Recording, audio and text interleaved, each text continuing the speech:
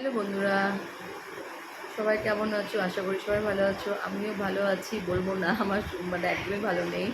এই কারণেই ভালো নেই, কারণ আমার আজকে দুপুর থেকে হঠাৎ করে কোমরটা কী হয়েছে আমি জানি না। মানে আমি একদমই নিচু হতে পারছি না, মানে আমি সামান্য ঝুঁকতে পারছি না সামনে। আমার এত ব্যথা, মানে দুপুর থেকে শুরু হয়েছে।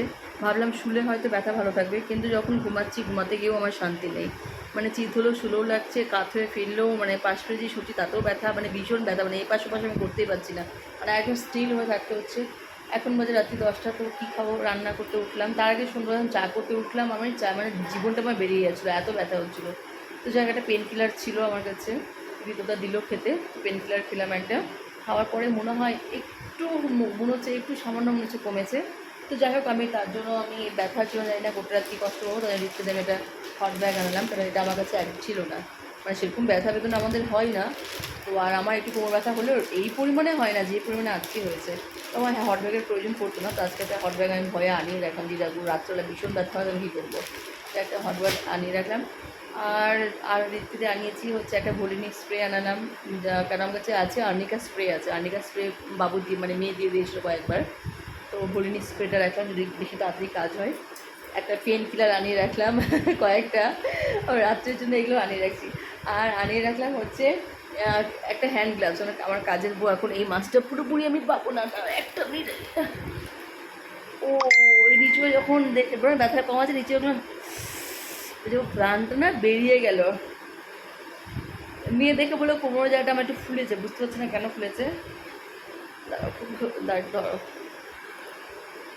যাক, একটু ক্যামেরাটা বন্ধ করছে, আমার কোমরটা মারাত্মক নিচেও থেকে ব্যথা করলো। আর এদিক থেকে আনিয়ে রেখেছি হ্যান্ড গ্লাভস, কারণ আমি জল নাড়লে আমার এত নখুনি হয়। আর তার মধ্যে এই মাসটা বুঝতে পারছো আজকে 7 তারিখ, মানে অনেকটা দিন বাকি কাজের লোক না আসার জন্য। তো আমি একটা হ্যান্ড গ্লাভস আনিয়ে রাখলাম, যেটা আমার নখুনি প্রচুর হয়। তো যাতে হ্যান্ড গ্লাভসটা পরে আমি কাজ করতে পারি, জানি না কতটা কাজ করতে পারবো। এর আগে নিতে আমাকে কিনে এসেছি অনলাইনে, দেখবে দেখায় একটা নীল রঙের, বেশ হাতের তলার মধ্যে বেশ কাটা কাটা থাকে, মানে স্কচ ব্রাইটের কাজ করে। তো ওটা এতটাই মোটা যে আমি পরে না কোনো ফিলিংস পেতাম না, মানে বাসন ধরলে বা ঠিকঠাকভাবে মাজতে পারতাম না হয় এটা। তো আমি জন্য পাতলা রাবারেরটা আনালাম, দেখি কতটা করে করতে পারি কিনা কাজ। দিয়ে ওটা আনালাম, এই সব জিনিস এনে দিল। এবার চলো রাত্রি 10টা 10 বাজে। দিদি প্রথমে বললো বাইরে থেকে চাউমিন নিয়ে আসবো, তাহলে বাইরে খাবার খাবে। দাঁড়ালে আমার কোনো অসুবিধা নেই, দাঁড়ালে আমি 2-3 ঘন্টা দাঁড় করে কোনো কিছু বুঝতে পারছি না। আমার শুকুমোটা একটু ভারী লাগছে, কিন্তু আমি নিচু হলেই আমার কষ্ট হচ্ছে। তাও অনেকটা কম আছে, মানে ওই পেন কিলার খাওয়ার পর থেকে মোটামুটি আধ ঘন্টা 1 ঘন্টা মানে পর থেকে আমার মোটামুটি তোমার অনেকটাই কমেছে, মানে অনেকটা একটু রিলিভ লাগছে। মানে বেশি নিচু হতে হলে কষ্ট হচ্ছে। এই সোজা হয়ে বসে আছি না, এটাই ভালো, এই টান বসাটাই আমার আরাম লাগছে হচ্ছে।